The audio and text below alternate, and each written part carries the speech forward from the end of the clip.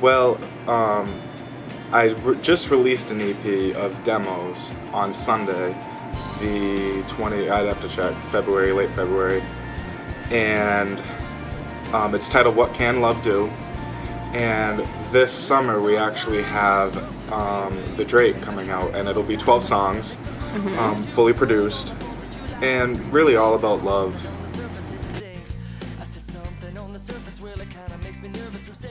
Yep, the songs off the Drake were written by me, and we released an album together in 2016 titled Loving.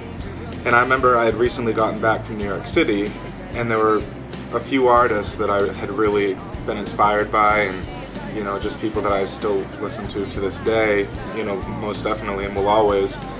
And we actually reached out to them because we had some songs that they sang and wrote. So we reached out to them, seeing if we could, receive permission to release them on the record, and so we ended up releasing 3 cover songs off Loving. I think it was a 14-track album, and yeah, three of the songs were covers. I think at that point, when we released Lovin', a lot of the songs that I had written for that album were actually kind of, what I want to say inspired by previous songs.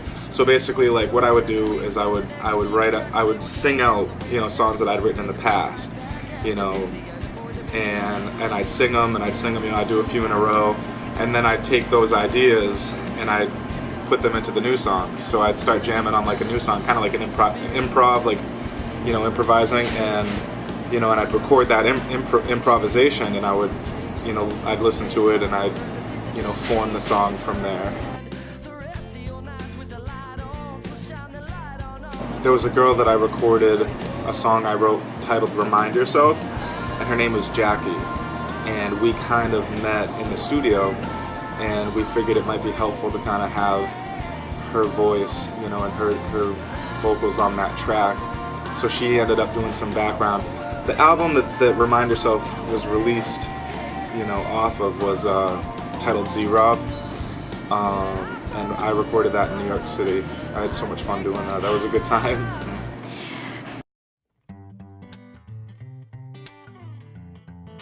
When I was young, just getting started, I released 2 EPs. One was titled A Deeper Connection, and the other was titled All For You, and those were kind of just like sample, like a preview of what the actual album was going to sound like. The album was titled Waiting on the Tide to Change. We actually recorded that in various different locations. We mainly 2. Like, we actually recorded the whole album in one location, and at the end of the release, something happened and it kind of just faded away. That's why when you listen to Waiting on the Tide to Change, it's more of like a like, you might hear like things that are out of tempo, or you might hear like this, or you might hear sounds at the beginning of the tracks that the reason for that is because we actually spent months like recording it professionally, but it kind of fell apart, so we had to redo it. We went to another studio to do it. But no, I mean, after those 2 EPs, we did, I think I released an EP called like Face Sound. I was trying to get some comedy out of it, and and I ended up just releasing the tracks that were off that album onto like live albums, and so that EP still exists, but it's not on iTunes or anything. And I think after that, if I'm not mistaken, the only other EP besides the one that I just released, which is only demos, not really a produced EP or anything, it's just demos, but I think the only other EP would be like an EP I released called Nothing Is Real.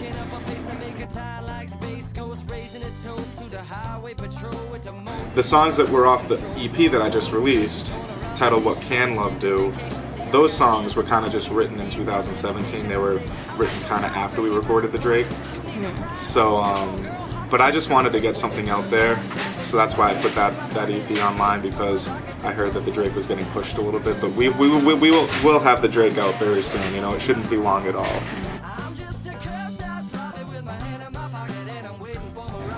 The album that's coming out in the summer, The Drake, those songs were written in 2016. Some of them. I think, yeah, they were. They were written in 2016. They really were.